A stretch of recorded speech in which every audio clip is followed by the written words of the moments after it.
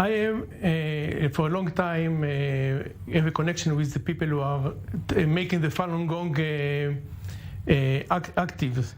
And I support them because, to my opinion, the freedom for people is one of the most important points of the life. And as the Falun Gong group, don't have it from the Chinese people and from the Chinese government.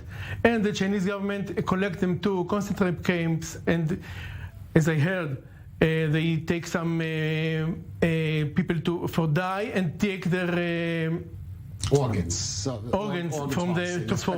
giving to others. And so terrible situation of taking people, keep people and don't give the freedom to the people. To my opinion, the nation who gave this, or let's say, support the freedom of people and give and know the word about freedom, we should support other people to have them freedom. This is why I am supporting these activities for the against the Chinese government. Now, my viewers may not know that the Chinese recently have made major investment in Israel. They're helping build the light rail in Tel Aviv, the port in Haifa, major food companies, which you made aware. What are the steps that you want to see taken by the incoming government? I don't have anything against the Chinese people. The Chinese people gave a lot of things to the world in the history also. But I think that the Jewish people have to give the world a value,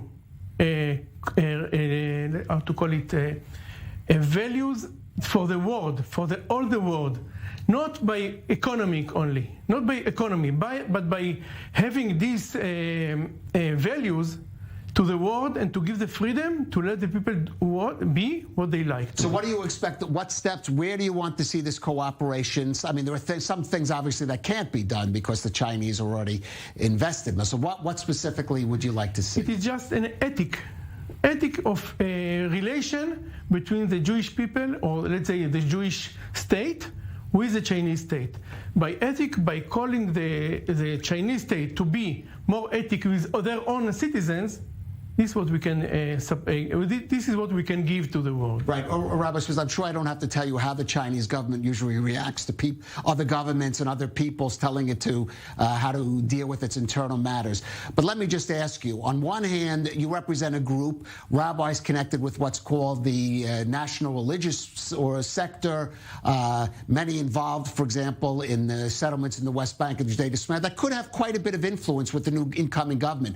On the other hand, Benjamin Netanyahu has made it his policy. He's directed this policy specifically of trying to deepen Israel's ties with China and other Asian nations to sort of balance relations, for example, with Europe.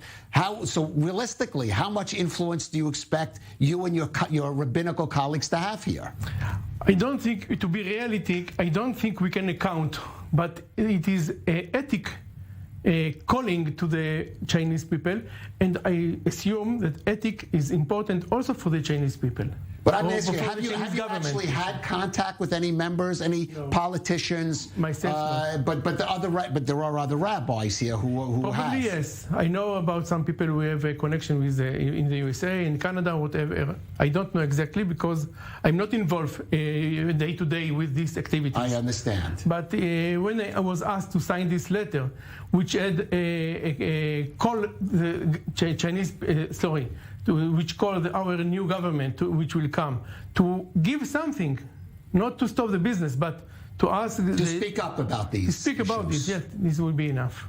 All right. Well, we will have to see if the new government does that. We hope so.